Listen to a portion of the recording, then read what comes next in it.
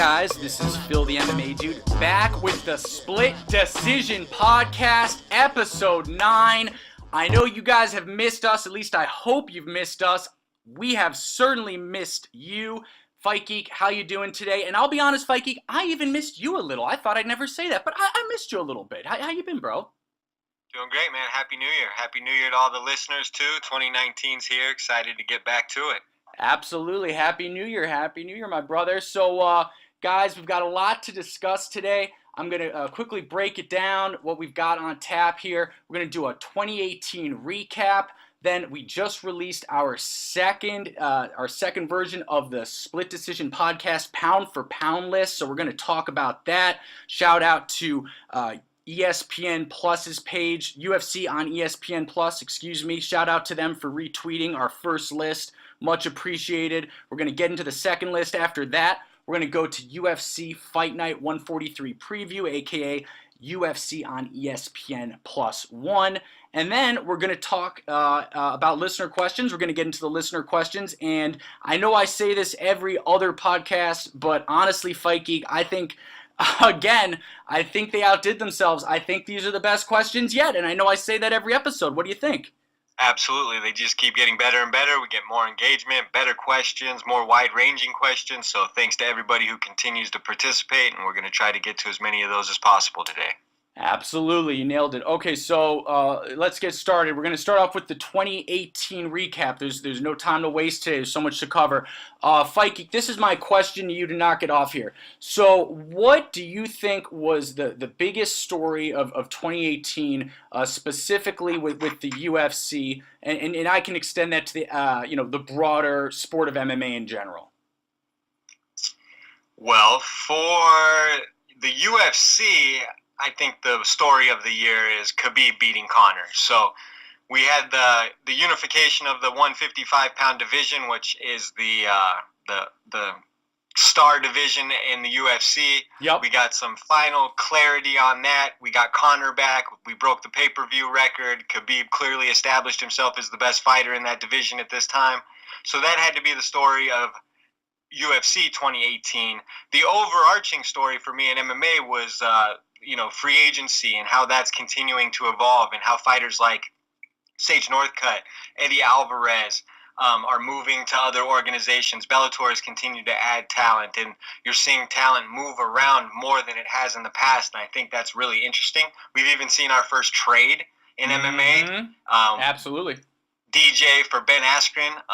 Never thought that I'd see the day we were trading MMA fighters, but I actually love it. I think it opens up different doors and opportunities. So I think free agency and fighter movement has been the overarching story for 2019. How about you? Yeah, well said. I agree with that. I think it's very hard to disagree, but it's interesting you didn't name the organization that to me really came out of nowhere this year to establish themselves as a really big power player in the free agency market, which is of course one championship. They are really making some serious moves, obviously acquiring the likes of Eddie Alvarez, of Sage Northcutt, of Mighty Mouse, and frankly I didn't see it coming. Let me ask you this question, just a little bit of a quick follow-up. Has Bellator dropped the ball a little? Because I feel that Bellator has dropped the ball with a few of these people. Why are they letting one take these top names?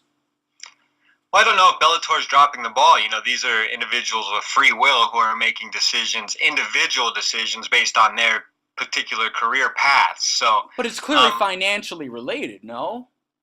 Well, perhaps one has, a higher threshold for payment at this time for these newer guys they're bringing in, because Bellator has actually, stockpiled some talent. They've brought over a Gegard Mousasi already. They've brought over a Rory McDonald and a Ryan Bader and signed a Fedor. They have expensive talent on the roster. Speaking of which, we're going to get Bader versus Fedor in a couple weeks for the heavyweight title. Two expensive guys that Bellator has brought in. So I think this was the year that a third player came and is starting to take some of the free agency talent. I don't think it's that Bellator is losing out on them per se, because Bellator has already got some of their guys and started to establish their roster, whereas now you're just seeing one FC do the same thing, or one championship. Absolutely. And yes, they're very They're very, very hardcore about it being one championship now. They will not take one FC. I don't know why they're so weirdly hardcore about that. Branding, man. It's all about branding. All about branding, exactly. But shout out to One Championship. They surprised me. I did not see them coming. I mean, obviously, well aware of them, but I didn't see them making moves like this. And I got to tip my hat to them. So that that's the big surprise. Absolutely. Yeah. So let's quickly. We're recapping 2018. Let's really quickly go over. Who do you think was performance of the year? We'll start off with that.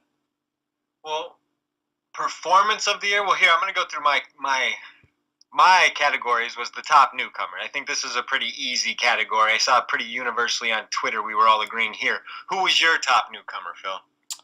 My top newcomer was this guy. A lot of people haven't heard of him. His name is Israel Adesanya, and Absolutely. I don't really know how it could possibly be anyone else, if I'm being honest. Agreed. I have Israel Adesanya also as the top newcomer. I think he clearly established himself as a huge rising star. Has a matchup against Anderson Silva coming up, and looks like he's on a path to the title. A path to the title shot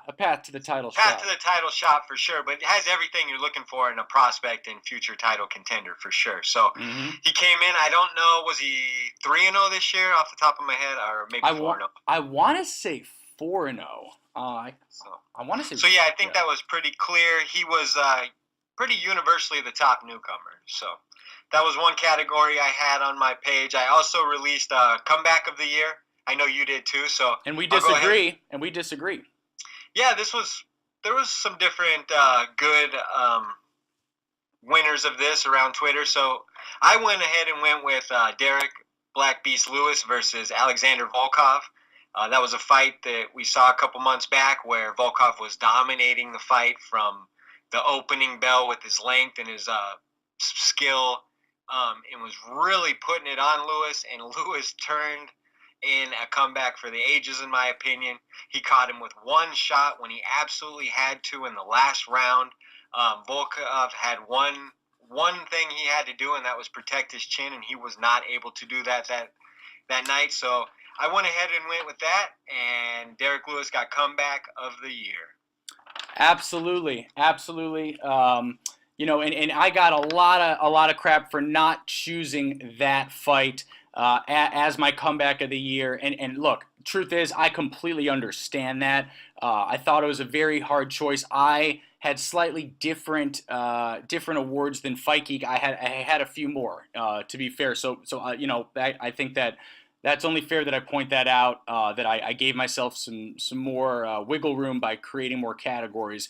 But I had comeback of the year being Yair Rodriguez defeating Korean Zombie. And even though Lewis defeating Volkov was absolutely incredible, the reason that I do stick to Yair defeating Korean Zombie as the comeback of the year is that we know for a fact that Yair was less than 1 second away from losing that fight. I mean, we know that because he was... Well, we know for a fact that Lewis was less than a minute away from losing that fight. Less than a minute, not less than a second.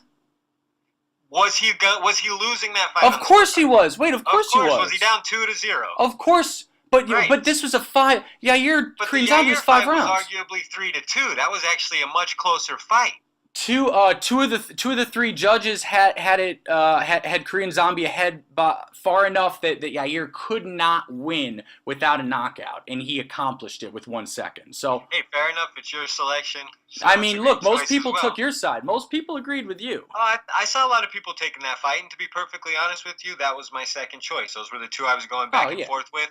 But just remembering, actually, both of those fights and endings were just absolutely amazing. I remember jumping out of my seat both times. Both fights were awesome, but specifically that Lewis comeback, I did not see that coming, and that was amazing in my opinion. But your submission, great as well. Yeah, and I cheated again by adding more categories so that I could put Louis Volkov as knockout of the year. A lot of people were saying, again, not without reason, that I should have switched the two. Should have put Rodriguez defeating Korean Zombie as knockout of the year, and then comeback of the year being Louis defeat Volkov. Hey man, they're your picks. You can make them however you want. I know, but I gotta acknowledge when people have legitimate points, right? I'm not backing off or saying that I agree, Fair. but I gotta respect it, and I see that, and I think it's a legitimate argument, so I wanted to acknowledge it. But moving on, moving on. Well, why don't you go by your list here? What did you have So that next? brings us to submission of the year, and I know I had a pretty controversial one. I got a lot of flack for it, but I feel good in my in defending it. Do you want to go ahead with your submission of the year? Absolutely. So I had Craig defeating Onkolov. I think I'm butchering that name. I think I'm butchering it, but whatever. At 4:59 of the third round, I honestly, Fight Geek, I don't know how you chose something else. I mean, it was 1 second left, Hail Mary from the from the 1 yard line, perfect catch downfield in the end zone type of thing. I mean, Paul Craig was getting his ass whooped, and Onkolov Absolutely. tapped with what, half a second to go. This was actually the toughest category for me this year because there was so many great submissions. Now, there's two different ways you can look at this, and I looked at the Craig submission as well. I also looked at the Zabit submission. Mm-hmm. The That was a great one. hamstring stretcher versus Brandon Davies. From a technical standpoint, I would say that is the most impressive submission we saw this year. But for all other reasons, including the submission, I went ahead and went with Donald Cerrone defeating Mike Perry via armbar. Not the most technical submission in the world, but I feel like the outcome of that fight, not only allowing Cerrone to become the winningest fighter in UFC history, but defeating a guy who more or less replaced him at his former gym. The implications that Cerrone was an aging fighter and on his way out the door. All of these extenuating circumstances raised this armbar victory to submission of the year, in my opinion. Donald Cerrone's an absolute legend, and this was an absolutely legendary performance by him. The pictures, I don't know if you've seen them, I'm sure you have, where he's grimacing back. That's something that's going to live in MMA, lore forever now. That was an amazing moment, and that was a classic fighter showing the world and the industry that he wasn't done doing what he loved, Oh yeah, and I was just gonna say that might be picture of the year. Although Right. Khabib, the moment after Khabib beat Conor and Conor's looking up, kind of scared. I'm not gonna lie, that's an amazing photo. Well, what about Khabib flying off the top of the octagon into the crowd? That's a pretty crazy shot too. But Yeah. long story short, Yeah. can you see where I'm coming from with the Cerrone? Yes, of course, of course. I just feel like it was so important to such an important fighter. It was seen by so many people. Wasn't that card on Fox, if I can remember? Yes, I believe it was. So it was a huge win for a classic fighter. So for reasons not just technically, I went with Donald Cerrone submission of the year. So who'd you have for knockout of the year? I think you already sneak peeked it, but go ahead. I had Lewis defeating Volkov as my knockout of the year, and I just thought, again, the comeback of the year and fight and knockout of the year, comeback and knockout of the year were so tough because it was clearly between those two fights, right? It was Lewis Volkov and it was Yair versus Korean Zombie, but I just thought that the way that actually, my top two were neither of those, but what were your top two?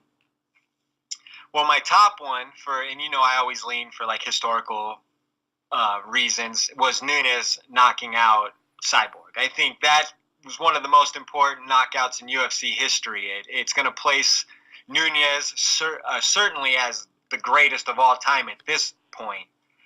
It solidified that. The fact that she slumped Chris Cyborg, who was on a 23-fight winning streak, probably the most dominant fighter we'd ever seen, male or female, as far as like terrifyingly dominant.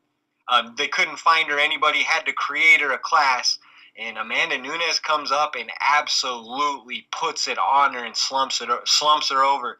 That was spectacular in every sense of the word, in my opinion, and Yeah, That was absolutely. that I was mean, my knockout of the year. I don't think anything comes close to that as far as historical preface. You know what I mean? That yeah. knockout was huge. I mean, look, we could go down a rabbit hole for 4 hours debating this stuff, Right. right? I mean, An honorable mention one I wanted to put out there was Justin Gaethje versus Vic. That was yeah. a great knockout.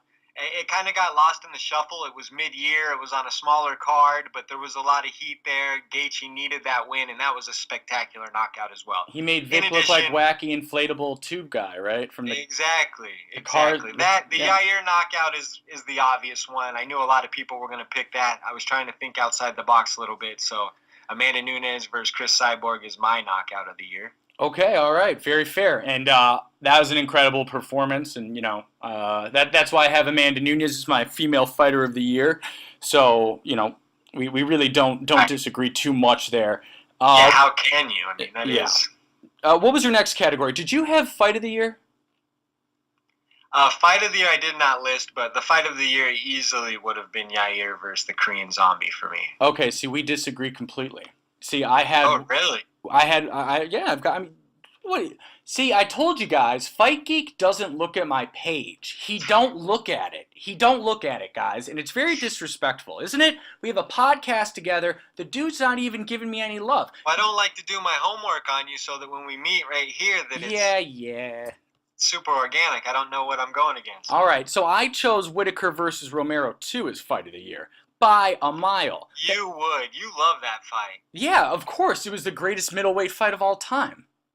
It was so competitive. It was so compelling. I saw Robert Whitaker die in that octagon and come back to life and win. I've never seen anything like it. So to me, that was the fight of the year by a mile. Fair enough, man. That was a great fight. I just don't think it was up there with a couple of the other ones we saw. Fair enough. All right. Okay. So, male fighter of the year. I know we disagree on this. Go ahead. Yeah, we do. I thought again, I thought this was a no-brainer. How could you not give it to Daniel Cormier? Not only did he win a second belt at heavyweight, but he defended both belts in that calendar year. He defended his light heavyweight belt in the beginning of the year. Then he won the heavyweight belt inside one round against Stipe Miocic, who has the most heavyweight title defenses in history. Made Stipe look like a nobody, frankly, in that fight. And then he goes ahead and he defends the heavyweight belt and he toys with Lewis. So I don't know how you can be choosing, Khabib. I just don't know how you can do that. Well, let me tell you. First of all, Khabib obviously unified the deepest division in the world, the best division in the world, the greatest division of all time is the current UFC 155-pound division. There's never been another division to rival it in any era. Maybe in Pride they had a couple times, but I don't think that it was even close to this deep. The talent in the 155-pound division is unbelievable.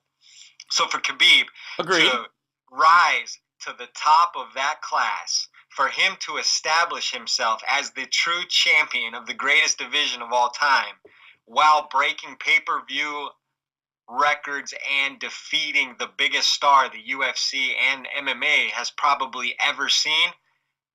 I mean, it's hard to take anything from Daniel Cormier, but when it comes to being who was the most important fighter in 2018, it was definitely Khabib, in my opinion. He beat the biggest star, he broke the records, he won the belt and unified the toughest division. And that's where I went with it. Yeah, and again, look, I don't want to take anything away from Khabib's performance, okay? And that is exactly why I gave Khabib Performance of the Year. Goodness, man. Well, if we create enough categories, we could just pick every fight of the year and not have to leave anything out. See, look, this guy's just a smart ass. He doesn't look at my page. He's fucking talking shit about my list. I mean, what is going on here? Thanks a lot, Fight Geek. I'm flicking him off right now. You guys can't see it, but this is me flicking him off with both hands. So, thanks a lot, buddy. I might do that. I might just make. How many UFC fighters are on the roster? I'm gonna make that many awards next year. I think they said 284. 284 awards coming next year. So that's what's up. Okay, moving on. Did you have That's anything the end else? of my list. You got more? You're gonna have to just keep going solo. No, okay, all right. I had, yeah. Okay, so I had most improved fighter of the year. First of all, who would you give most improved fighter of the year to? I think that's no brainer, Anthony Smith. Okay, all right. Well, we agree there. I mean, and just to really quickly touch on it, because I think this did get a little lost in the shuffle because his rise was so incredibly fast. But Anthony Smith had a loss to Santos in the beginning of this year, or the beginning of 2018, which is insane to think about. He went from literally unranked middleweight who I mean, I was worried was going to get cut. I've been a Lionheart fan for many years. I was very worried about him. And then he posted on Twitter, I'm going to come back stronger, and he pinned it to the top of his profile. And 12 months later, he's booked to fight John Jones as the number one contender at light heavyweight. I mean, it's unfucking believable. Absolutely. He was, an unheralded 185er, 24 months ago, and now he's about to fight, one of the greatest fighters of all time in less than 2 months. So yeah, it's pretty crazy. And the fact that, he did finish, Shogun just beat Tyson Pedro, and he threw Shogun around like he was the JV squad. So how long did that fight even go?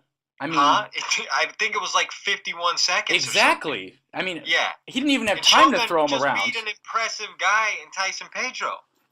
Yeah, exactly. And that's, this is a different conversation, but look, everyone, I know it's so popular to say, oh, rip Lionheart, he's fighting Jones, rest in peace, Anthony Smith. Look, I'm not here to pick Lionheart, okay? But he's gonna surprise people, and that's gonna be a fucking fight. I could see it getting to be a dogfight. Yeah, I mean, it is what it is. He's earned it, so we're gonna see it. We're gonna see it. Okay, so last thing I wanted to cover, I had non-UFC fighter of the year, Gegard Mousasi. Do you agree or disagree with that? I'd say Horiguchi. Horiguchi, okay. He's had a great year. Better than Gegard? I would say based on the fact that he doesn't get the type of coverage in America that Gegard's getting, yeah, I think he's established himself as an amazing champion over there. Fair enough. Hey, fair enough. Okay, all right. So is that good for the 2018 recap? I think so. It's in our rearview mirror. I cannot wait for 2019 to kick off. And with that being said, our first card of the year is UFC Fight Night 143, Cejudo versus Dillashaw, UFC Brooklyn, UFC on ESPN +1. It's got 25 different names. It's a fight card that I wasn't super excited about at the beginning. I don't know how many people who follow me know. They probably know. I'm constantly standing up and defending TJ Dillashaw. He's one of my favorite fighters on the roster. He's one of my favorite fighters in the world. I think TJ Dillashaw is amazing. So as this fight has gotten closer, I've gotten more and more intrigued and more excited. And I at first just kind of assumed it would be a wash based on the skill. But, now we're seeing some weight cutting issues and people have concerns. And TJ released a video where he really doesn't look in great shape. I know he's a dog and he likes to train hard, so a black eye and looking a little skinny isn't the worst thing in the world. But Khabib had a black eye before McGregor. I get a lot of them. No, I know, but I'm saying, I don't know if you noticed, but on Twitter a lot of people are showing a lot of concern for TJ's weight cut. Oh, and by the way, I am also very concerned about his weight cut. Right, but of all people, TJ Dillashaw is a pro's pro. If anyone's going to make the weight, it's going to be TJ Dillashaw. TJ, I mean, look, off the top of my head, I would say he's never missed weight in his career. Oh, yeah, no doubt. He's made championship weight in his class every time. So, yeah, I mean, if there's a guy that's going to do it, it's going to be TJ. But, if you look at the way he trains, if you look at the scientific methods he takes, you look how dedicated that guy is. If anybody can make that cut healthy, it's going to be TJ, in my opinion. Yeah, I agree. I will say this about the fight, I think that when I first heard about it, I said, Well, I'm not excited at all about this fight. I think TJ is going to run all over Cejudo, and I no longer feel that way because, I agree with you that TJ is going to make weight, that he's a professional and that he is going to make weight. But I think it was shout out to Quinn. I think it was Quinn yesterday said, yeah, but at what cost on Twitter? And I agree with him. Great point. Yeah, at what cost is he going to make that weight? What is he going to look like 24 hours later when he's got a fight? And Very true. I think it's going to be a much much closer fight than a lot of people realize. And another thing, when you really go back and you start watching Henry Cejudo and you kind of watch how he's developed, Henry Cejudo's a gamer. He really is a gamer. He came into MMA with not a lot of experience and has learned on the fly a lot. You can see in his early fights how raw he was. He relied on his wrestling, and then you could see, somewhere around the DJ fight, he kind of changed his philosophy a little bit and kind of decided he needed to be more versatile and has added in some different, striking techniques. I think his overhand right is one of his better strikes. And it's gotten a lot more intriguing to me, especially with TJ having a big cut. Henry's a gamer. He's not a pushover. At first, you just think that he's going to get finished or, a couple months ago, whenever this was all rumored, I didn't want it. But I think it's going to be a lot closer fight than people realize. But with that said, I'm still going to take TJ Dillashaw in this matchup. I think TJ is one of the truly elite mixed martial artists in the world. I think he actually presents more problems than DJ on the feet. Yeah. And for that reason, and the fact that I think that the defensive wrestling of TJ is going to be huge versus Henry. I don't think Henry's going to be able to have his way with TJ. I think TJ is actually going to be quicker than him as well. So I'm taking TJ. I'm really high on TJ, but I don't think it's going to be a wash. I think it's going to be a great fight, and I do think that Henry has a shot for sure. Okay, so I'm not going to make you pick the round because that is ridiculous, and I'm going to be a little easier this year on the making you pick the rounds. But you do have to pick if this goes to a decision or it's a stoppage. What do you say? I would say if I think it's going to be a decision by TJ. Really? Yeah, because of the weight cutting problems, I think that may take some of his power away. When you're a small guy like that. And TJ has never shown huge power, but he does have quite a bit of pop, as we've seen in some of his other fights. But he's more of an accumulation striker. He's really crisp. He hits you clean a lot, and then usually he just fall after he hits you with 4 or 5 in a row. Yep. But I think the weight cut, and I've heard other fighters talk about cutting a lot of weight. I heard Rory McDonald talk one time about him cutting a lot of weight and really feeling like he had lost some of his punching power. And I think we see that a lot when guys are cutting down, that they lose a little punching power. For that reason, I don't see him stopping Henry, but I do see him definitely having the footwork, the distance, the speed advantage, and actually the fight IQ advantage. And for those reasons, let's say a unanimous decision to TJ. All right, very fair. Yeah, in terms of what I think is going to happen with that fight, we don't disagree too much. I think the weight cut's going to be extremely brutal on Dillashaw. I do think he will make weight. I think it's going to be one of the more brutal weight cuts in UFC history. And I see TJ rehydrating very well. Like you said, he's a professional. He's a champion. He's got a great team behind him. And I think he's going to find a way to stop it. But I think it's going to be tough, and I think it's going to be late. So I'm going to say that this is, and I'm not supposed to pick the round, but I'm going to do it anyway.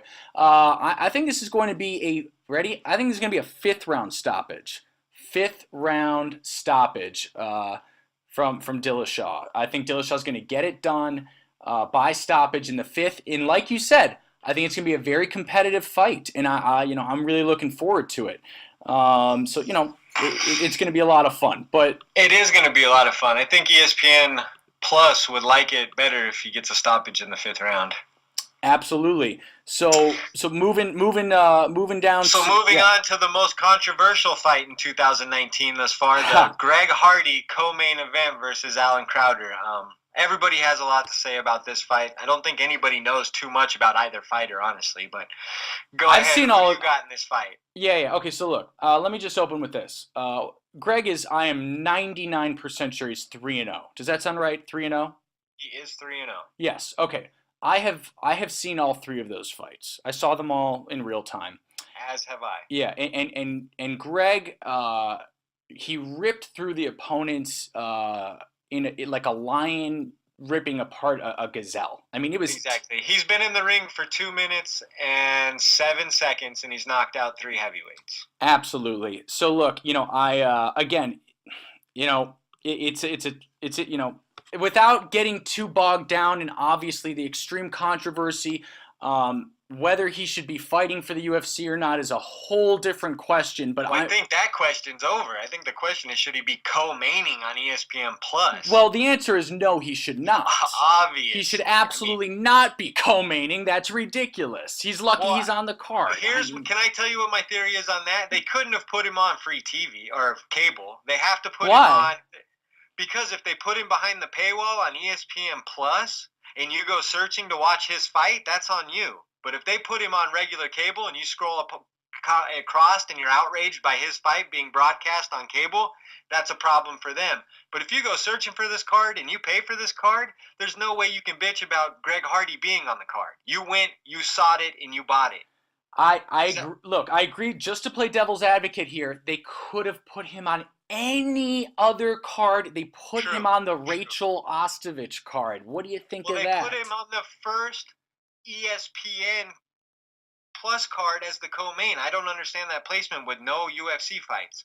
With that being said, the guy he's fighting has lost 3 fights. He's 9-3 with 3 KO losses. I think this is a hand-picked opponent to make Greg Hardy look great. That's fair, but I know for a fact that Greg, not his last opponent, but his second opponent, and his name is evading me, was a star prospect at Team Alpha Male, I believe, and he was a Tavares Gordon. I believe so. Am I mistaken? Well, he beat Austin Lane on the Dana White Tuesday Night Contender Series. I remember that. He's a former NFL player as well. I might be thinking of Austin then. Yeah, Austin he beat in 57 seconds. Austin's also a prospect who's bouncing around looking for a job. He's a big, tall, strong guy. He literally walked right through him. The second guy he beat in 17 seconds by TKO. And both of them were legit fighters, by the way. They were. They were both big, legit, athletic guys. I don't know what kind of experience they had, but Greg Hardy has the physical tools to be special. Whether or not they should be pumping him as the co-main is kind of the question in my opinion. Yeah. But either way, I've got him winning this by knockout in the first round. Absolutely, I do too. And I'm going to go further. I think that this is going to be stopped within the first 3 minutes. So this ain't going more. But that's enough airtime for Greg Hardy. So they agreed. Okay, agreed. So which brings us to a great lightweight fight with Gregor Gillespie versus Yancy Medeiros, who I believe is dropping back down to 155. Let me double check. I don't know. He was up at 170. I don't know if his last fight was there. I remember. Lost to Donald Cerrone at 170. Yeah, he hasn't been back to 155 in a while. So I think it's about 3+ years since he's been at 155. So he'll be cutting down to fight Gregor Gillespie, who's an undefeated super prospect basically in the lightweight division. I think he just cracked the top 15 at number 15. I'm taking Gregor Gillespie. In this fight, I will give it a second round TKO stoppage by Gregor Gillespie. And that's just because I think that Yancy Medeiros is super tough, but he has a tendency to take a lot of damage and fade. And I think Gregor's overall ability and physicality is just going to bring the pressure, going to hit him a lot and wear him out. Yep, totally agree. By the way, let me just point out, I love that my gift of having you not have to choose the round that it's ending in lasted exactly 44 seconds. So we're back to choosing rounds, and I wouldn't have it any other way. That's More how opportunity to be wrong. Why not? I like it. Hey, I'm the best at being wrong. You know that. So I mean, come on. Look, I agree with you. That. If Makes me look better. what was that? What was that?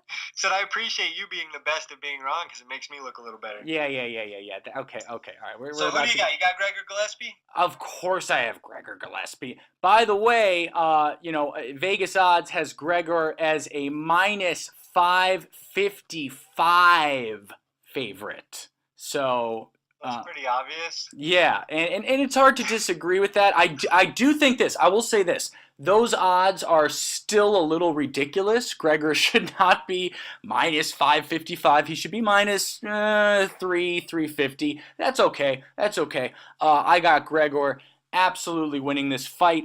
I got him winning it. I think that Yancey's going to last. He's going to find a way to survive the first barely. He's going to get finished in the second. That's what I said. Disagree. No, I'm just kidding. Okay, so that brings us to another interesting fight. Joseph Benavidez with the fresh ink on the new 4-fight deal versus Dustin Ortiz, who's a really athletic, explosive guy for the division. Who do you got? Yeah, I think that Joseph Benavidez, as boring as he is, and I just say he's boring because he's been around so long and he's come up. He's Mr. He's Mr. Second Place. He's Mr. Silver Medal. He's Mr. Consistency. Yeah, he is, and he's Mr. Silver Medal, but he's also Mr. Consistency. That's true, and I just think that Benavidez is going to outpoint him in a unanimous decision. Very hard to disagree with that. Joe's a pro's pro. Seems to have rebounded and looked great in his last match. I'm picking him by unanimous decision. Not a big puncher, not a guy who usually is a finisher, so I think he'll use his cardio and technique to wear Dustin down and probably seal the second and third round and take that fight, in my opinion. Absolutely. Okay, now we're moving on to a fight that is, it's a beautiful fight. It's a beautiful fight. It's a beautiful fight, but it's also an interesting fight. I meant the matchup. Keep your head out of the gutter. What are you talking? You're talking about their looks? How dare you, Fight Geek? How dare you? What is this? I'm disgusted. No, I'm kidding. They're both gorgeous. Like, why are they fighting? They're too hot. But anyways, okay. So I think it's honestly, I think it's an amazing matchup. I think it's really going to be competitive. I think they're both at a very, very similar level. And when I first heard about the fight, I the first thing I honestly thought was these two ladies are gonna have a slugfest, because this is a competitive matchup between two women who I think happen to be at very close levels. You can take that as maybe throwing a little bit of shade on PVZ, but I couldn't disagree with you more. Really? Who do you have? Who do you have winning? Ostovich. Well, I'm taking Paige Van Zandt in this fight. Paige Van Zandt, above all the things you may think about her, that girl is tough. She fought with a broken arm. So is Rachel. Of course, but Paige has fought much tougher. Listen to who Paige has fought. Tisha Torres, Felice Herrig, Rose Namajunas, Beck Rawlings, Michelle Watterson, Jessica Rose Clark. Rachel Ostovich's best. She's lost you just named fights that she's mostly lost. Yeah, but she's been in there with them. You know the best fighter that Rachel Ostovich has fought? Yeah, no. No, you don't. Exactly. Wait, no, just tell him. Don't be fucking smart ass. Huh? So you're telling the best fighter she's ever is why can't I think of her name? Oh, look at you acting all smart. Oh, you can't even think of the fighter. You don't know who it is either. Look. Montana De La Rosa is the best fighter she's ever fought. Who's not, by the way, Montana. Okay, Montana ain't that bad at all. Well, she's not that bad, but she's not Rose Namajunas or Felice Herrig or Michelle Watterson. Absolutely. I think this is and you're right. This is a really, really big gut check for Rachel Ostovich in terms of, what caliber fighter is she? And I think we're going to find out. My thing is I think that Paige wins this easily skill-wise. It just depends on where her head's at in the game at this point. She's coming off a broken arm. She's married. She's got all kinds of other stuff going on. She's writing books. She's getting surgeries. Like, is she still into being a fighter? She's not a Team Alpha Male anymore. Like, what is this? Is she still a fighter, or is she, like, a part of pop culture? That's what I want to see from Paige Van Zandt, because there's no question she's super tough. And she was a grinder at first. She beat Felice Herrig.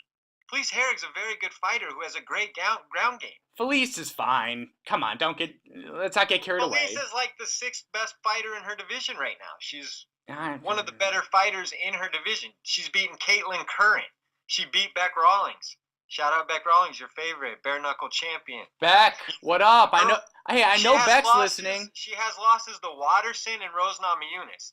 The fact that she's been in there with former champions is a big up for her. When the best fighter that Ostovich has ever faced is Andrea Lee, who's not a bad fighter, but the competition level is much different. And I won't harp on it anymore. I'm taking Paige Van Zandt by 2nd round submission. Interesting. All right, we disagree again. Finally! I'm taking No, what do you mean? We've been disagreeing a little bit. I know, just messing around. I am taking Rachel Ostovich, ready, by split decision. That's fair enough, but you're wrong. Hey, no, I'm going out on a limb, and I stand by it, okay? Sounds very unbiased of you. What is that supposed to mean? Oh, yeah, Paige is... What do you want me to say? Paige is amazing. She's such an amazing fighter. No, I'm just messing with you. She's not even that... She's not that good, man. You really... Well, she's not... You're way too high on PVZ. You really are, bro. But she's definitely further along in the process than Rachel Ostovich, in my opinion. Yeah, we'll find out. So, the next fight I was really looking forward to. It's actually just got scratched as of this afternoon. Glover Teixeira will not be fighting Ian Cutelaba. I'm sure I said that wrong. But I was looking forward to that one. Cutelaba was super athletic, aggressive power striker. And Glover Teixeira, we all know, that was an interesting fight. So, unfortunately, we won't be seeing that. Which brings us to the preliminary card, which is actually going to air on ESPN. This is the cable portion of the card. Right. So the headliner for the cable portion of the card is Donald Cowboy Cerrone versus Alexander the Great Hernandez. This is a really interesting fight. What do you got on it? Yeah, I agree. I think that it's really interesting, first and foremost, because obviously Cowboy coming back down to 155, which I think is a good decision. He's a little bit like a Kevin Lee in that he's an awkward size, right? The 165. Yeah, he's a tweener. He's the definition of a tweener. Yeah, he if there was a 165-pound division, he would need, that's where he should be. Like Kevin Lee and a few others, like Paul Felder, like many others. But I think that what this really comes down to is Hernandez he's just a little too young and he's just a little too fast. I see Hernandez winning this one by 3rd round stoppage. Yeah, it sucks because, Cerrone's coming off a huge, win over Perry where he looked good. He took his time, I think physically Alexander Hernandez is similar to Mike Perry. They're both big, strong guys. Yeah. But I think that Alexander Hernandez obviously is going to be a much better wrestler, which may play into Cerrone's hands because Cerrone's so good off his back and with the submission game that if Hernandez gets uncomfortable at any time with Cerrone's striking game, he might shoot on Cerrone and leave himself open for some type of submission from the bottom. But with that being said, I don't see it happening. I think that Hernandez is going to come in and just pressure Cerrone and just treat him with little respect. And that's the kind of fight that Cerrone hates. He hates not getting a space. He hates not getting a chance to warm up.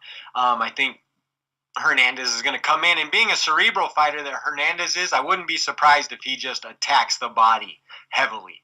Mm-hmm. So I'm taking Alexander Hernandez by 2nd round TKO.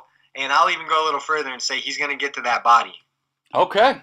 All right. I like it. So at this point, do we want to cover the rest of the card? Are there any fights that jump out that you want to make sure you focus on? Because, the rest of the card is decent, but I'll be honest, I don't think it's amazing.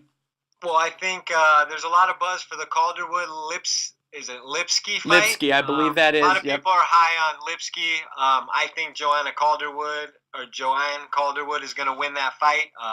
Big fan of her striking style. Love how she fights.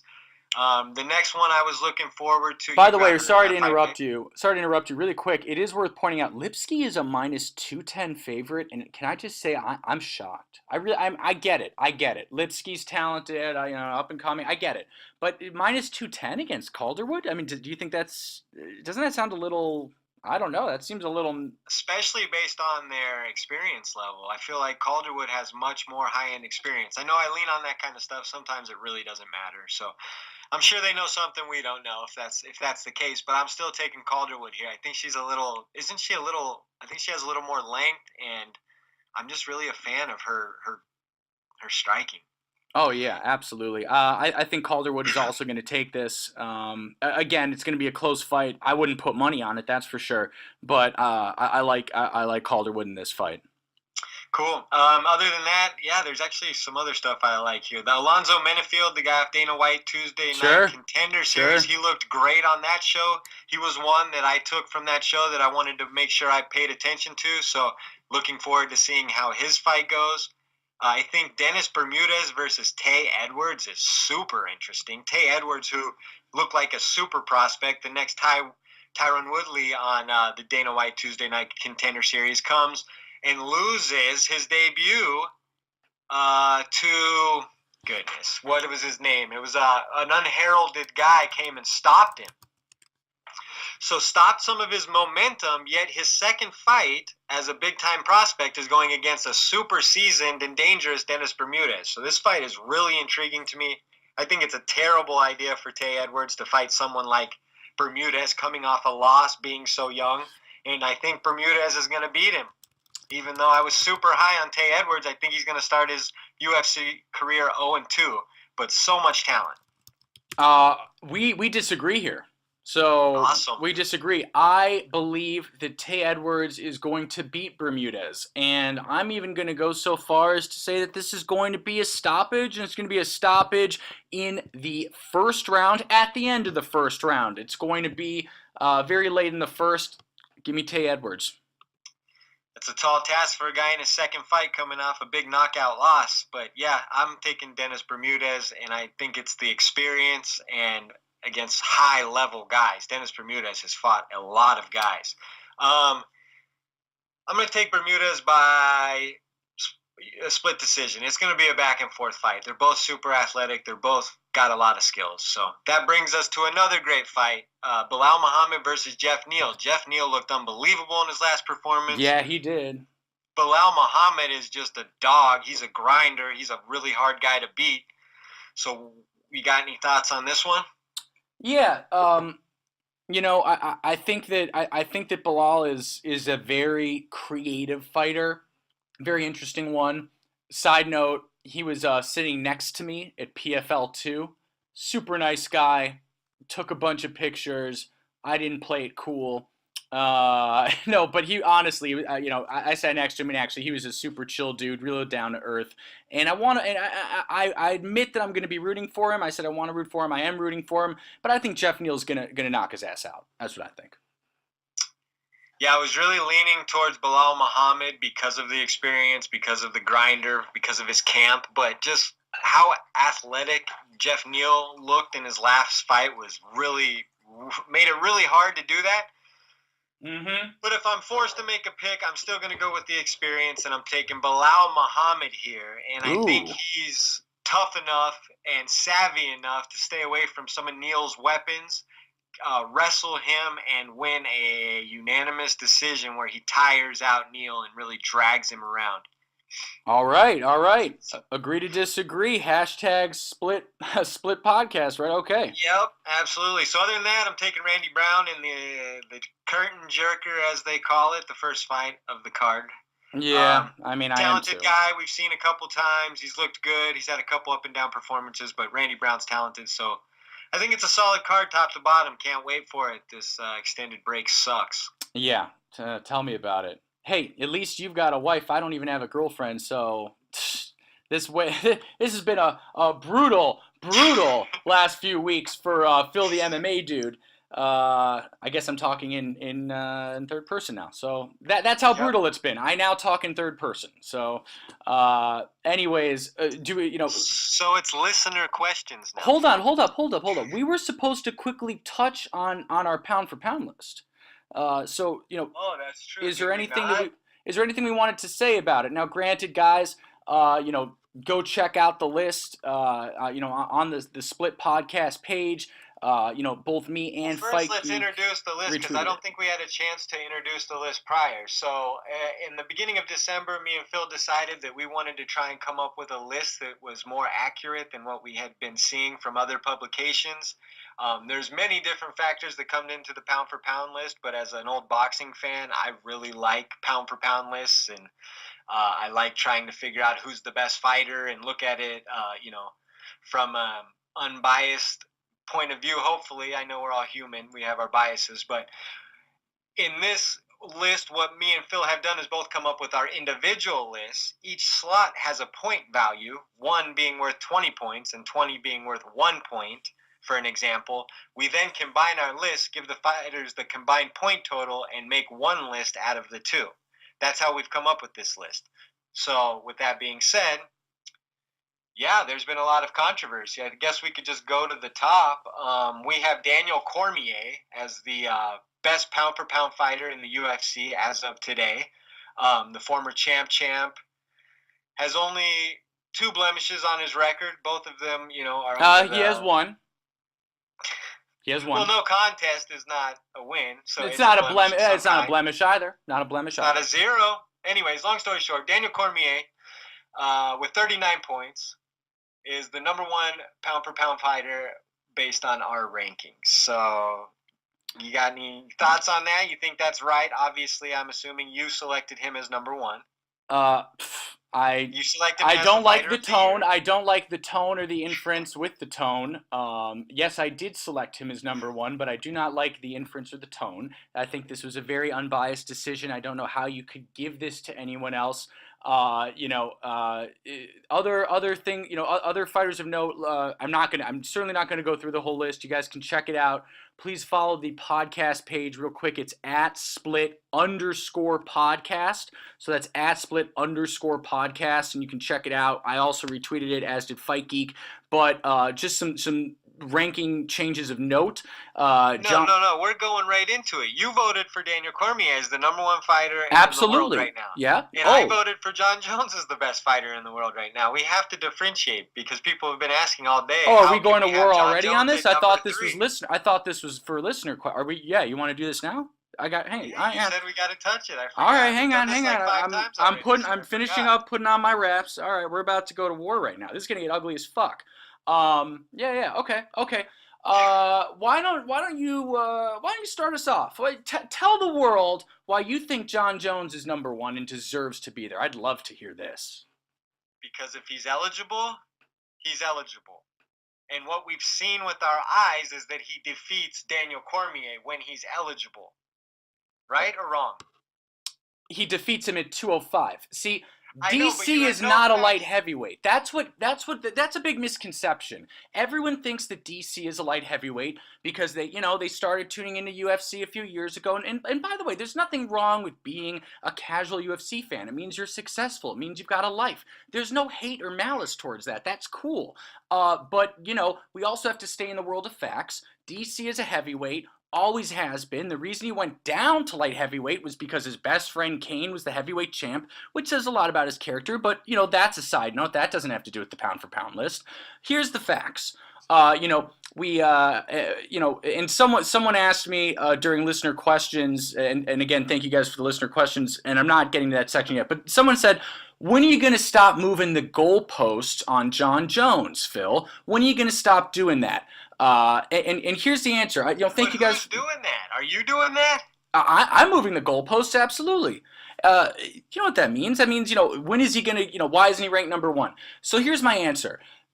John Jones is going to be ranked fairly when he can pass a drug test or at least at least have his failed drug tests hidden and not go public, which is what, let's be real, is going to happen going forward. He'll be juicing to the gills and USADA will be silent, which is fine. I'll be forced to give him credit then, even though he's a cheater. That's okay. But the thing is, he failed 3 tests before 232, and I don't know if you saw. All right, we all know the facts on the tests. So why are you acting like that's irrelevant? I don't understand. I don't think that's irrelevant, but I don't think that picograms of it's called microdosing, Fight Geek. Has given him the greatest fight IQ in the history of the sport. Do you believe that he has a better fight IQ than Daniel Cormier? He has the best fight IQ. I completely disagree. And if how did he pinpoint that head kick? Because DC was malnourished. He's not a light heavyweight. Listen. What does that have to do with Is Jones a better? No. Is Jones a better light heavyweight than DC? Is Jones a better light heavyweight? Yes. Of course he is. DC's not a fucking light heavyweight, bro. He's a fucking heavyweight. So if Jones was a real man, rather than, after, by the way, great performance at 232, John, with the drugs or not, that's okay. They legal, USADA made some moves. They moved it to California. We all know the story. They lied to CSAC, the fight, they lied to CSAC to get the fight approved. And do you believe Daniel Cormier has a better fight IQ than John Jones? Absolutely. Do you, yes or no? Absolutely I do. And what do you have to back that up? What do you mean, what do I have to back that up? He just knocked out the winningest heavyweight champ inside 1 round. How's that for a fight IQ? Incredibly impressive, and that's for that reason I've placed him number 2 on my list. Because if John Jones is eligible within the sport, you can't discredit. You can't just say, "Oh, he's not better than Daniel Cormier." He's shown us with our eyes through performance. Okay, yeah, at light heavyweight, which is not DC's weight class. That it's a sure thing that DC beats him at heavyweight. I don't understand how you have. Let me ask you this. There was an article that came out yesterday. I don't know if you saw it on an MMA Junkie. I am a big Daniel Cormier fan, by the way. No, that's fine. I know. All of these fighters. We're putting biases aside here. Exactly. Luke Rockhold said. On the MMA Hour, I believe, with Luke Thomas, Rockhold said that Jones is trying to manipulate DC to fight at a weight class that favors John, that is not DC's true weight class. And I could not agree with that more. Duh. The thing is, they both walk around at roughly 140 pounds, okay? That's a fact. 240. And what I'm saying 240, is, thank you. I don't understand how John Jones loses his advantages at heavyweight. He still has a much longer reach. This is why I get so fired up on this. See, this is how I get. This is why better gas tank. So this is why I get so fired up on that comment. Then why, after DC beat a homeless 80-year-old man? Oh, sorry, I mean Alexander Gustafsson. DC or Jones? At heavyweight, DC smashes him inside of 3 rounds. It will be stopped. And by the way, guys, I'm on record on Twitter. Wait, I'm on record on Twitter. I want to finish really quick. I'm on record on Twitter. If they fight at heavyweight in 2019 and DC loses, I am filming myself shaving my head. I'm putting it on Twitter, and you can see me right now, Fight Geek. I've got a beautiful fucking mane. I've got a beautiful head of hair. So that's a big deal for me. And there ain't no fucking way Jones is beating him at heavyweight. And by the way, Jones knows that. That's why he doesn't want anything to do with that fight. Yeah, I know. Here's your argument that Jones is scared. Yeah, he looks like a terrified individual to me. If he's not scared, okay, wait, Fight Geek, I don't even know how you're arguing this. If he's not scared, why isn't he fighting him at heavyweight to take the second belt right now? Why? I'm sure because they don't want to hold up that division when they have Stipe. Oh, get the fuck out of here, bro. Come on. Okay, tell me this. I don't know why they didn't make that fight, but I'm sure it's not because John Jones wants nothing to do with it. Just look at before 232, Bisping interviewed Jones. He's pushing him hard. Would you go to heavyweight? That is Daniel's. Daniel's the heavyweight champ. You've expressed, you've wanted to fight at heavyweight many times. You almost fought Brock. You called him out. You were going to fight Stipe. Would you fight DC? And Jones couldn't have said no more time. I mean, he was so scared. I thought he might have been shitting his pants during the interview. Come on. Anyway. No. What do you mean?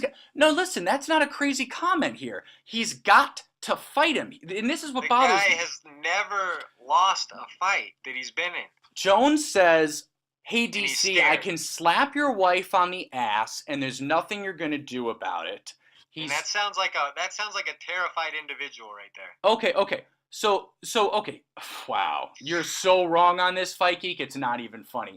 So Anyways, he's can no. I want to can we finish at this. least touch on Max Holloway? No. being number two? No. We're finishing this real quick. He says, "Hey DC, I'm gonna slap your We your know wife's what he ass." said. By the Everybody way, knows what he said. Jones is supposedly, according to him, up 2-0. So I don't know who the fuck calls out someone they've beaten twice. A little boy, because that ain't no man that's calling out someone that they've beaten twice. I mean, talk about a bitch move, but that's okay. What does that have to do with the pound for pound? No. That's just Hang your on, I'm opinion getting of to that. So he's saying, "I'm gonna slap your wife's ass. You're gonna do nothing about it." That's okay. You can talk shit. That's fine. That's fun. This is fighting. But then go into the other guy's yard. Let's go play in here. Why should DC come down at 40? He's a 40-year-old man, Fight Geek. January. Settle down, buddy. We'll get to that fight. Trust me. That fight's coming. At heavyweight? Who knows? There's no way it's knows? happening. It ain't happening at heavyweight because Jones is a coward. So it's not happening at heavyweight. Well, Phil said it, so it's not happening. It's not happening at heavyweight. Oh, you want to bet? Jones has a fight now. He's fighting Anthony Smith. How much you want to bet that get to. Jones doesn't fight him at heavyweight? How much you want to bet? I don't want to bet. And then, okay, but last point on this. After DC retires, how long will it take for Jones to go for the heavyweight belt? Now tell me he's not ducking DC. I mean, look me in the eye and tell me that. Well, maybe in 2 years we can look back in retrospect and you can be justified. But right now that's irrelevant to our pound for pound list. Of course, and Jones is an extremely talented piece of shit. And that's why he's number 3 on our list. I think 3's justifiable after a long layoff with the shadows surrounding him. And, he did finish Alexander Gustafsson, who was on our prior list. He's dropped off now. I don't know if Gustafsson took 90 milligrams of Xanax before the fight. I mean, he looked. I liked my chances. Made him look like that. I liked my chances against Gus after that fight. What was Gus's plan? You've been wanting to fight with John Jones for like 2.5 years now. Fuck that shit. He's juiced to the gills. I'm not trying to get killed. All right. Okay, can we move off this? So yeah, probably. Daniel before we lose all the Cormier listeners, holds on probably. to the top spot as of January 10th, which moves us to the second number 2 pound for pound fighter on our list, which is Max Holloway, coming off I would say it's the best performance of his career. I agree. Demoralized and destroyed a super prospect who was rising, beating former champions, and just couldn't be more impressed with Max, his pace, his output, his fighting spirit, his chin, just the whole package in his prime. He's 26, 27 years old. I can't wait to see where his career and where the year goes. I have a feeling we're going to see him in a super fight at 155 sooner than later. I just have a feeling. Don't know who it is. Could be Max, could be Khabib, could be Wait, Tony. Max can't fight Max. Oh, you mean Tony? Max, Khabib, Connor, one of those guys he's going to end up fighting at some point. Yeah, I just have a feeling. If I'm Max, I don't go up to 155 unless it's for the belt, because why should he? I mean, if he can, because he'll have cleaned out the division here in a couple fights. He's and there's always more contenders. He's got Frankie Edgar. And by the time he's 30 years old, in 4 years, he's not going to be able to make that cut anymore. That's just, we all know that. People were saying he couldn't make the cut this year, and that was a bunch of bullshit. So right, he's 26. But weren't people saying there's no? I mean, even I admit it. I admit that I was concerned he couldn't make it. Do you admit it's easier to cut weight at 26 than 29? Well, of course.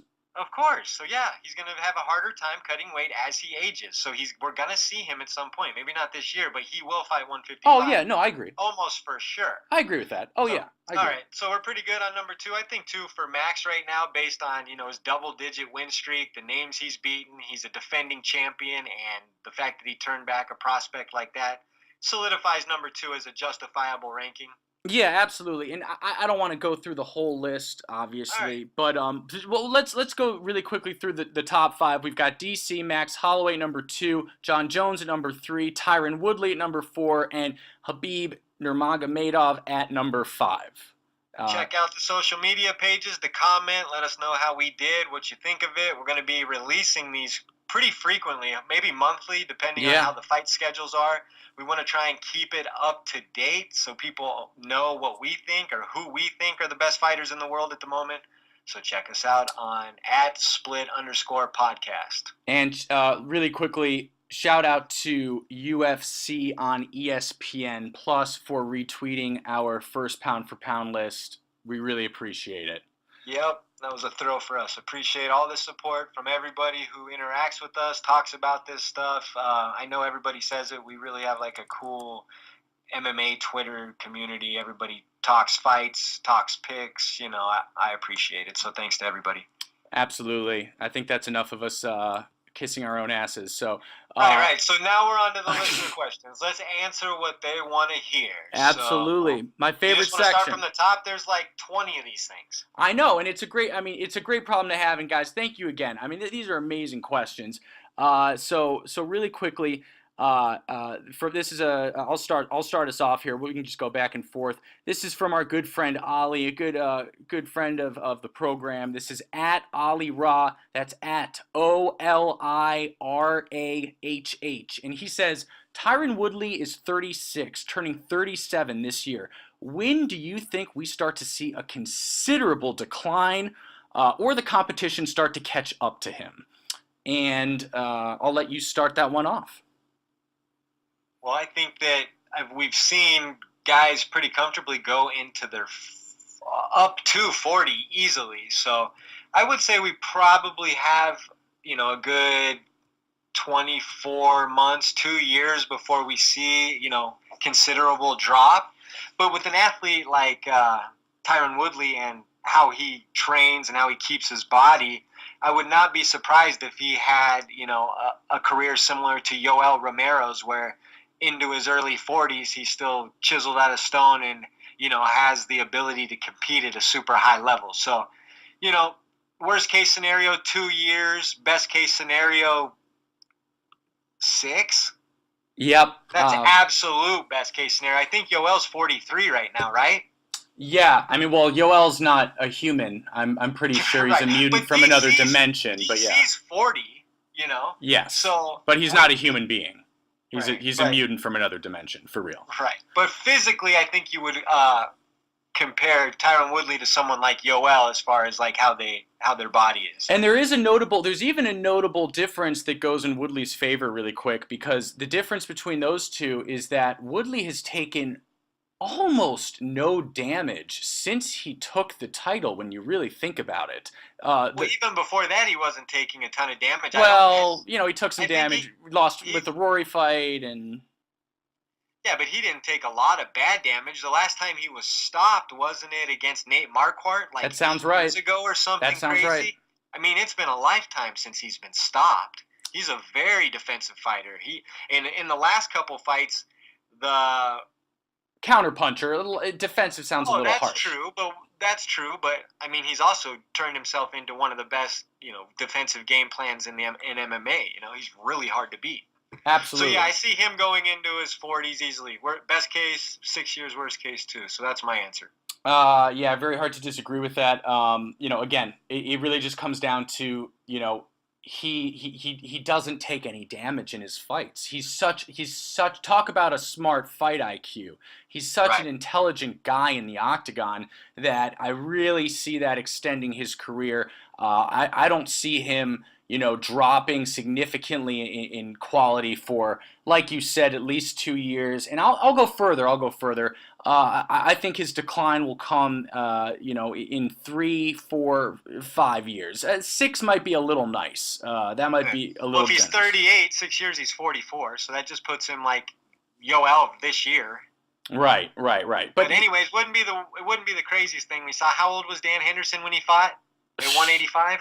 He older than Gandalf in Lord of the Rings? Yeah, wasn't he like 54 or something crazy? He was insane. I don't know. I think he was like 47, something insane. Yeah. Anyways, I got one here from @604 MMA. Oh yeah, love that guy. MMA News. Thanks for the question. He says, your thoughts on cross-brand, co-promoted cards or fight, like how Bellator's Caldwell went to Rizin to challenge for the belt. Do you think situations like this should happen more often in order to help the development of MMA events can be bigger, or is this a negative effect? Go ahead. Yeah. Awesome question. I was just going to say, what an awesome question. I think that we saw with the Caldwell fight just how negative that can be. because Bellator took a big chance letting Caldwell go to Ryzen. But what do you mean a big chance? What did they lose? Nobody Well, cares that he I'll tell you lost. what they lost. They lost their champion is now someone who just lost, but is still their champion. Well, Caldwell, what is he, 23 years old? I mean, what do you mean he lost? Who cares that he lost to Well, a he's world the champion. He just lost. What do you mean? He's their champion, He's a but he baby. just lost. He's a young fighter. No, The but experience he gained by traveling to enemy ground is extremely valuable to him. We're saying two different things here. I'm saying it's not a good look for a promotion to say, this is our king, this is our best. Then he goes across to Asia and loses a fight. That's not a good look. Now Caldwell has diluted the image of the Bellator belt. All, honestly. You don't think it's damaged that Bellator belt a little? Because it's like, hey, Caldwell. I have not seen anyone online mention that they felt like Caldwell was a disappointment, or they're unhappy with him, or they think that this was a bad loss for him. I've literally heard no news, so I don't know why that would be a thing. It's a simple, Fight Geek. If you're the champion and then you fight and then you lose and then you're still the champ, that's a bad image. That's not good. So Chuck Liddell went to Pride and he lost to Rampage Jackson. Yeah. He came back. Nobody even cared. He was still the champion of the UFC. People lose at the highest level. And when you lose to a Horiguchi... What was that, 17 years ago? It's the same exact situation. You lend your fighter to another organization to go prove himself, and he ends up falling short of what you thought he was going to do. I mean, obviously a loss is a loss, and you don't want your champion losing, but it's not like for a guy like Darian Caldwell, who's so young and he's still on his ascension, versus someone like Horiguchi, who's been around for a lot longer, fought guys like DJ, been a champion, widely considered the number 2 125er in the world, right?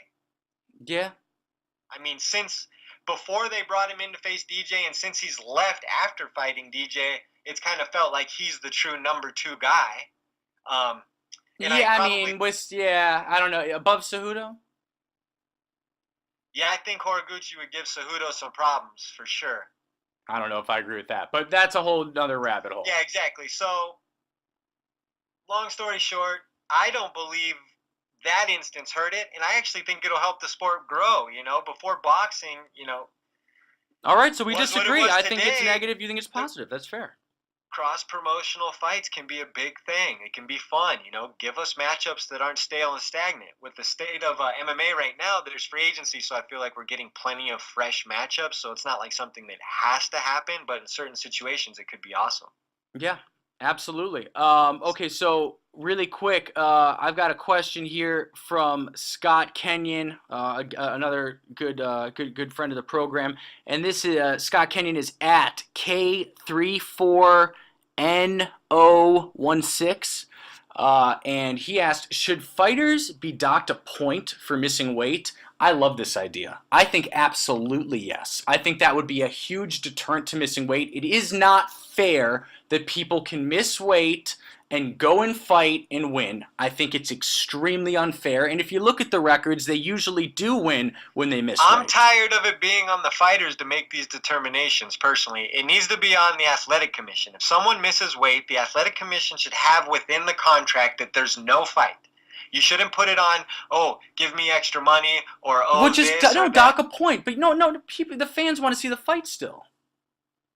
Yeah, well, I don't care about that. If it's not going to be a fair fight, I'm not going to take a point away from somebody the day before the fight and then send them in. Well, that's how you make it more fair, because the dude already has a huge advantage and borderline cheated because he didn't make weight. Yeah, but you can't quantify the advantage of the weight. I think what it would do is be a really effective deterrent, Fight Geek. It would be a huge deterrent. I don't think it would be for a knockout artist. You don't want to lose a point going into a fight. I mean, especially a 3-rounder. You think Derek Lewis cares about losing a point? You're literally naming the one guy who doesn't care about it. Well, I'm just saying, there's other guys as well. Mike Perry don't care if you take a point from him for missing weight. Well, Mike Perry can't win a fight right now to save his fucking life, so... I'm just saying, there's certain guys who fight in a way and have finishing percentages that say they wouldn't even care about that. Cowboy Oliveira, who has missed weight... Mike Perry can't even read. Cowboy Oliveira, who's missed weight before and beat Will Brooks, wouldn't care if you took a point from him because he's planning on killing you in the first round. All right, look, we agree to disagree here. I think that if you start docking a point, you're going to start seeing a lot less fighters missing weight?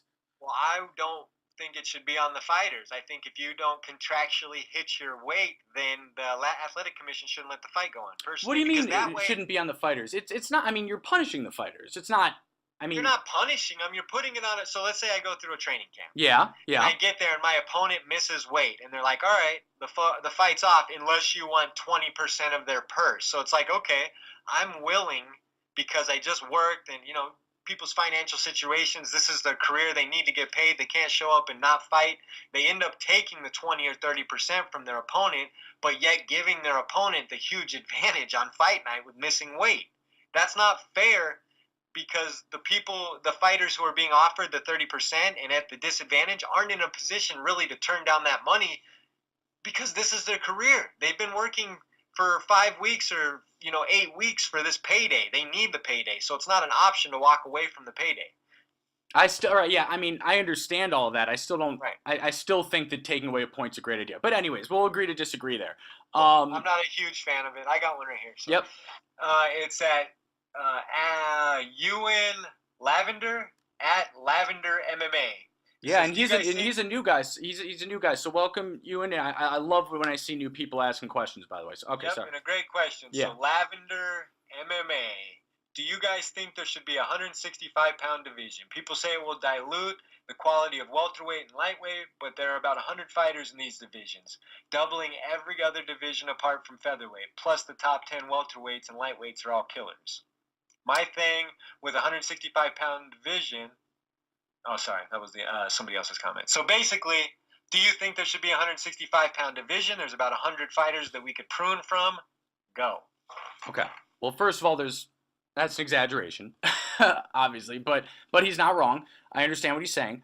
Lightweight in particular, I think that lightweight is in particular, really clogged with killers. Much more so than welterweight, although welterweight's strong as well. I am not someone who generally likes creating new divisions. I think I'm not a fan of that. I like staying within the confines of history. However, this is a situation where I completely am making an exception. I do think the UFC would benefit from making a 165-pound division. I do not think it would dilute lightweight or welterweight because there's simply too many amazing contenders. There would be so many people who could go to 165, both from welterweight and lightweight. So it's not like you're just taking one division and turning it into two, right? You can take fighters from lightweight and welterweight and put them into 165. So yes, I think it's well overdue. But with one caveat that I have to quickly say, you would have to move welterweight from 170 to 175, and you'd have to move middleweight from 185 to 190, leave everything else alone, and you've got it perfect. Do not add another division ever again. I think that's a pretty strong case you made there. My one plain devil's advocate would be that the UFC is really not good at building divisions, though. The ones they've tried to add are really weak. So, this one seems kind of foolproof with the fact that, like you said, you could prune from both of the arguably the two most stacked divisions in the sport and still build probably a 20 to 30 fighter division that's incredibly competitive, opens up a lot of other matchups. You see guys floating back and forth. So sure, I wouldn't be opposed to it. I don't necessarily think it's the end-all be-all if the UFC would just start making its champions defend its belts and honoring the hierarchy of the contenders. And, we're in the era of the super fights, so it's like every division is held up for 6 months all the time. It's kind of getting old, in my opinion. Yeah, fair. All right, let's see what else. You got another one queued up? I mean, yeah, we've got so many. We are, and we're running out of time here too. So let's try to move them. Try to get a few of these done. I don't have one lined up. I'm going through them right now. I got one right here from Paul O'Kelly. Love you, Paul. Love F1. Paul. He says TJ's dodgy weight cut. We pretty much touched on that. I'm going to go ahead and say that I think TJ's, pro's pro. Restate that and say that if anybody's going to make that weight cut, it's going to be TJ. Colby chucked out into the cold. I don't know how much of Colby's conversation with Ariel you heard this week. I heard it all. You see, guys, Guys who follow me, I more know. evidence that Fight Geek doesn't look at It's my a fucking rhetorical page. question. Anyways, I thought Kobe sounded kind of whiny. Personally, I thought he sounded entitled. Oh, come on. Especially. Come on. He got completely fucked over as much as, and I don't even like him at all. But you got to give the guy with the interim belt the chance. Well, that's true. That's true. Okay. Not to mention, I understand. not to mention, Woodley Covington was what 85% of the fans wanted. And if you think I'm pulling that number out of my butt, I'm not. Just look at all the polls. Look at Ariel Helwani's poll. Well, Look at let's see him Tyron beat Woodley's Darren poll. Till now. Let's see him beat Darren Till. I heard he's turning it down. Oh, of course he's turning it down. Anyways, so that's what we feel about that. Max or Tony next for Khabib? Question mark. Yeah, so okay, so and again, I know you don't you're not a big fan of my page, Fight Geek, but if you were, you would have seen that I gave Khabib a huge shout out. See, a lot of people think I dislike Khabib for some reason, which has never been true. I have a ton of respect for him, and I genuinely like the guy. And he had one of the most badass exchanges on Instagram with just a random follower who was clearly a fan of his, and said, you know, Ali is saying that you're just looking for money fights and that Tony's not next. What happened? Don't you remember when you said, I'm not here for money, I'm here for legacy? And Khabib answered with the most gangster response ever. He said, my manager name is Ali. My name Khabib. Do not confuse. And I did like that. That was really cool. That was so cool. And by the way, and, you know, to be fair, does anybody say more with less than Khabib? No, absolutely not. Yeah, I mean, he gets his point across in very few words all the time. Absolutely, and by the way, it is only fair because some people, you know, said, yeah, we'll see, and that's fair. Let's see him sign the contract before we give him a standing ovation. I do think that's fair. But if Khabib goes and fights Tony, he's a straight gangster. Yeah, as long as he fights someone other than Floyd Mayweather, I'll be happy. And Conor.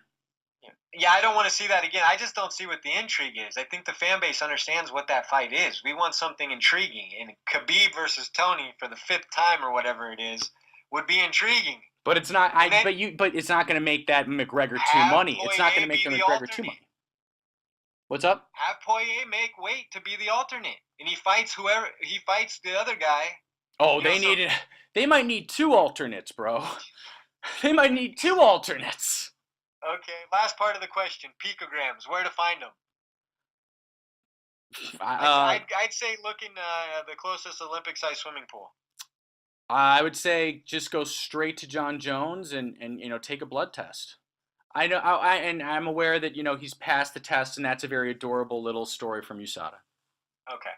Next one, Maxwell Levin at MaxLevin100. Why isn't Dillashaw versus Cejudo a pay-per-view? I answered this in the stream, but I thought we'd shout it out. Go ahead. Yeah, you know, this is the truth is this didn't surprise me, and I think it's the right decision. We saw the same thing back when it was UFC on Fox 1. I remember seeing this live back when I lived in LA. It was, and stop me if I'm wrong here, it was Cain Velasquez versus Junior Dos Santos 1, and Dos Santos smoked him inside of like a minute. I mean, it was a quick fight. Yeah, it was a temple shot knockout. Yep. And by the way, that was one of my favorite trilogy rivalries of all time. But absolutely. Yeah. But I think that this is the right move, honestly. Although I was pissed as hell that UFC 233 got canceled, and it hurts my OCD that there is no 233, and I keep thinking 234 isn't actually 234. That's another story. But no, they're making the right choice. They're putting this super fight to debut with ESPN. It's ESPN. They've got to put a big fight there, and this is going to get eyeballs to ESPN+. Absolutely, and you know, if I'm being honest, this fight actually checks like a lot of demographic boxes for them. They have the minority in Henry Cejudo with the Olympic background, and then they have the blonde hair, blue-eyed champion. So I know that may be a controversial take, but I think this is like a tailor-made first main event for ESPN Plus. Yeah. They put these matchups together for reasons other than competitive reasons. They push for certain things because they know that certain demographics are interested in certain different kinds of guys, and when you pair those demographics, they make good cards. Well, hold That's on. more. Really quickly, I don't think your comment is controversial. I just don't agree with it because we've seen that Cejudo has failed to attract, a lot of But we haven't seen him Latinos. fight since beating Demetrius Johnson. Right, but yeah, we'll see. I guess we'll see. Both guys are arguably coming off they're hitting their apex right now. TJ just knocked Cody out back-to-back times, and Henry just beat the pound-for-pound number one fighter in the world. So both of these guys could not be coming in with more momentum. With that being said, I just feel like they picked this for ESPN Plus, and we've seen that neither TJ nor Henry are pay-per-view draws. We have no statistics backing up that they would have drawn on there. So I think this was just a strategically picked fight for the first card, and the fact that it just happened to work because wasn't this scheduled for California at first? This was originally the headliner of UFC 233. Yes. Exactly, and demographically in Southern California, this matchup makes even more sense. I don't think this take is controversial, but I do think it's wrong because Cejudo has what evidence? Okay, let me ask you this: what evidence do you have that Cejudo has a giant, Latino following that always tunes in for his fights? Do you have any evidence of that? We don't know that yet, but since he's beat DJ, he's been touring around on different. I don't think people give a shit. Black, white, blue, purple, polka dot. I don't think people care. Maybe the people who tune into ESPN do. Maybe not the people who order pay-per-views for Bloodsport, but the people who casually tune into ESPN may care about, the Hispanic guy they saw on TV holding the belt that they've heard the name that's associated to the Olympics. Yeah, sure. I mean, and you bring up another good point. This isn't on ESPN. You have to get ESPN Plus to see Fine, it. my point sucks. Whatever. Let's move on. Hey, I'm gonna start every show. It's just gonna start off with my point sucks. Fight Geek. Thank you for that. Thank you for that soundbite. Oh wow, bro, you shouldn't have said that. I'm gonna just replay I'll just that. edit it out. You'll never hear it again. Oh yeah, right. All right, this ain't getting. Do not even think about deleting this. This is making the podcast. There's only one way to find out. If you guys hear this, comment in the. It's making the podcast. I'm making it too weird. Shut up. It's making the podcast, Fight Geek. All right, Guy Fawkes. MMA. We're running out of time, by the way. We only got a few more minutes. We'll go last one here. Would be interesting to get your perspective on the Ostovich-Hardy fiasco, as well as Dana seemingly going off the rails when it comes to running the UFC as a business from a matchmaking to PR. Go ahead. I think we've been pretty clear about how we feel about all of that. My one thing that I would say is I've never seen a promoter or someone go on ESPN and attack someone like Dana White has attacked Oscar De La Hoya going into his new partnership with ESPN. I thought that was an incredibly amateur and unprofessional look, especially considering they're debuting in a short time. So yes, I think Dana is continually off the rails. I just don't even know anymore. It seems like very foreign to the UFC we all kind of grew up following. It's just like every month something new is introduced to us and we don't really have a say. We just kind of have to take it. Yep. ESPN and Greg Hardy. No, and not making Colby Woodley was really right. Interim belts mean nothing. I'm not even going to comment on 232. Woodley's getting stripped, even though he's faced a murderer's row of title defenses. Well, he's not getting. I mean, don't confuse. He's not getting stripped. But I know, but there's just because there are some people that listen to us that are actual success. They don't follow it well because they're too busy, which is cool. Which is good. But he's not getting stripped, people. Woodley not getting stripped. Right. Hypothetically speaking, the rumor was he was going to get stripped. But Dana threatened it.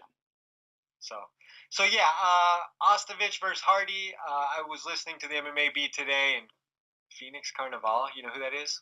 She was talking about Ostovich Hardy's fiasco and the fact that the UFC had Ostovich come out and kind of say, I'm fine with this, everybody deserves a second chance, and kind of put it on her, in a way, in my opinion. Once she said it's okay, then it's no one else's place to kind of bitch about it, I guess. I don't know.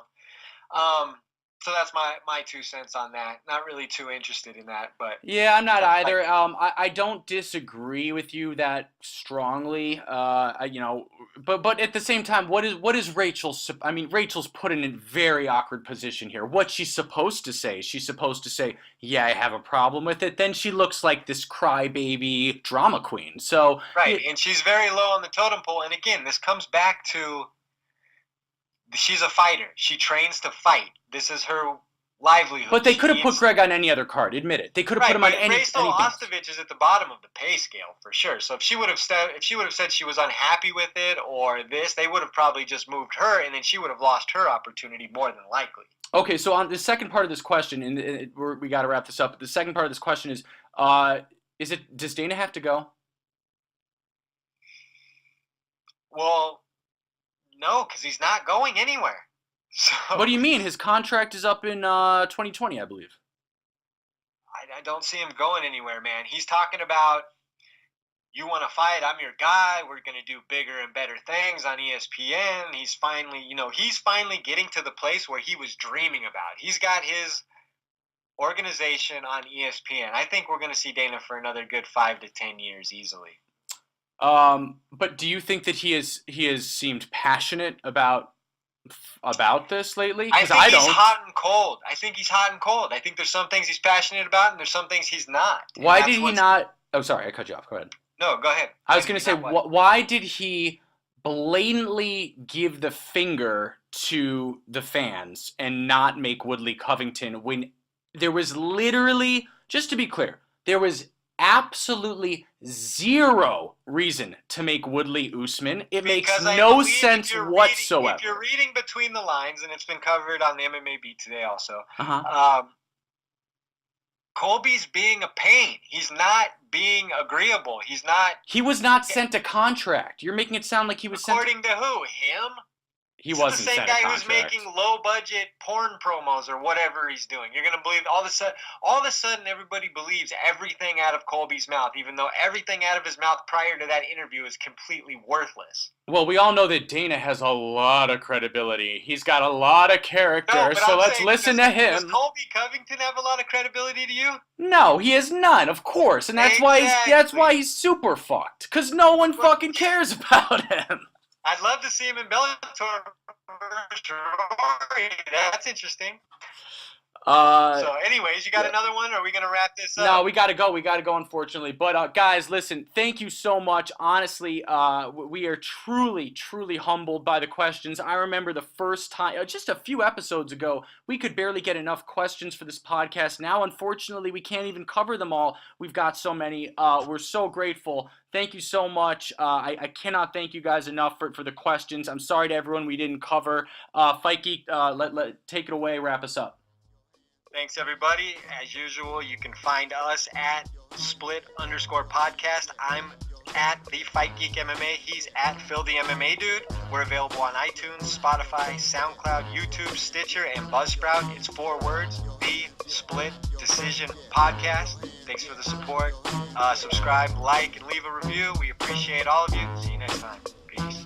Peace.